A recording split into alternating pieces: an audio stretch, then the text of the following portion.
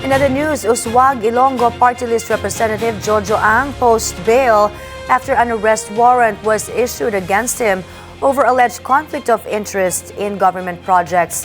Kumuha tayo ng detalye mula kay John Riz Calata. John Riz, ano ang latest?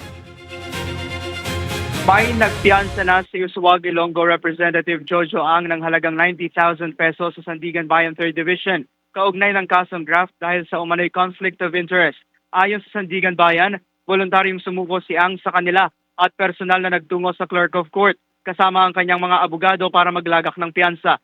Batay sa impormasyon, nagkaroon umano ng direct at o indirect financial interest sa isang government contract na nagkakahalaga ng halos 6 na milyong pisos si Ang noong March 2023. Inaward ang kontrata sa Allen Development Corporation kung saan mayroong 500 shares of stock ang kongresista. Nakasaad din sa impormasyon na ang naturang transaksyon ay paglabag sa konstitusyon at nagdudulot ng pinsala sa pamahalaan at interes ng publiko. Sa ngayon, wala pang schedule kung kailan isasagawa ang arraignment sa kaso ni Ang sa nasabing korte. Si Ang kauna-unahang incumbent congressman na kinasuhan ng Office of the Ombudsman kaugnay ng flood control scandal. May?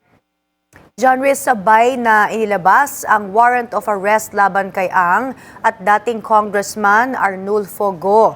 So ano ang update ngayon kay Go? Naaresto na ba siya? May sa ngayon wala pang impormasyon ng korte kung may balak pang sumuko si Go at wala pa rin silang impormasyon kung naaresto na ang dating kongresista pero nilinaw ng korte na walang kinalaman ang kaso ni Go sa flood control scandal. Kaugnay umano ito ng usaping PDAF at naganap ang umano'y offense noon pang 2012. Balik sa iyo, May.